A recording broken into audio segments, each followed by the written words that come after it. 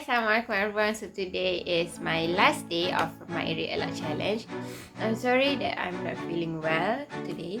So since this is my last day, I love to read this chapter.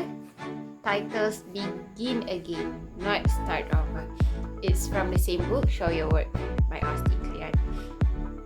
Alright, Milton Glaser said that whenever Picasso learned how to do something, he abandoned it.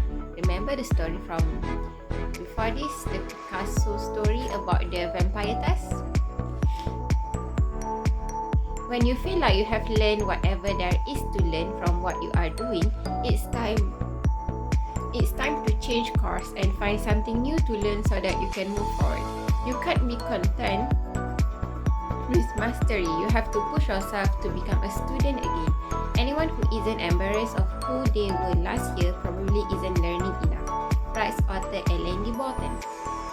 The comedian Louis C.K. worked on the same hour of material for 15 years until he found out that his hero, George Carlin, threw out his material every year and started from scratch.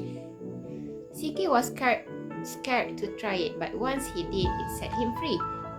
When you are done telling jokes about airplanes and dogs and you throw those away, what do you have left? You can only dig deeper.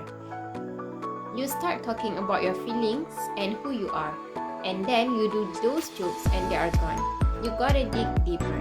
When you get rid of old material, you push yourself further and come up with something better. When you throw out old work, what you are really doing is making room for new work. You have to have the courage to get rid of old and rethink things completely. I need to sort of tear down everything I've done and rebuild from scratch, said director Steven Soderbergh about his upcoming retirement from making films. Not because I figured everything out, I have just figured out what I can't figure out and I need to tear it down and start over again.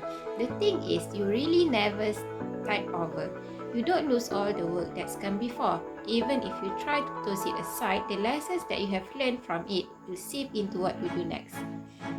So don't think of it as starting over, think of it as beginning again. Go back to chapter 1 literally and become an amateur. Look for something new to learn, and when you find it, dedicate yourself to learning it out in the open.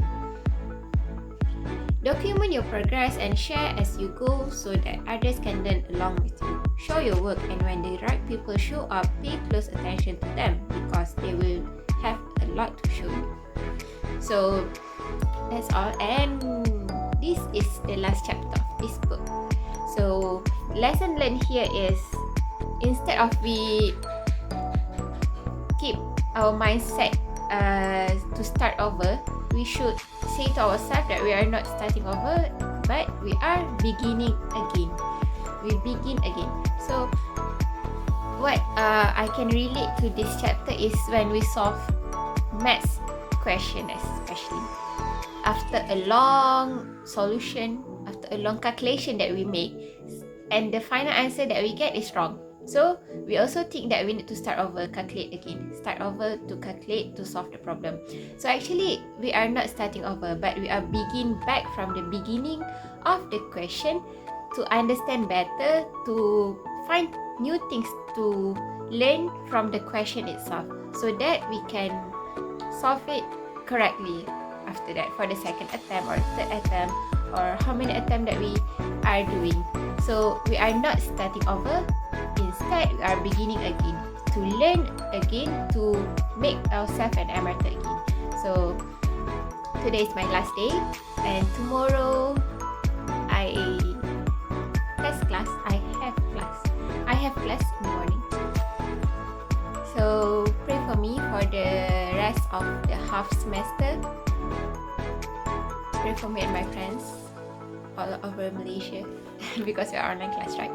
So thank you again for your support, for watching my videos throughout these 9 days. 9, right? 9 days. So I will keep on learning English, but maybe using other platform or using other ways, such as one of I found it interesting is by always watch YouTube English videos on YouTube. to catch up new words, to practice listening to English. So that's all from me. See you again.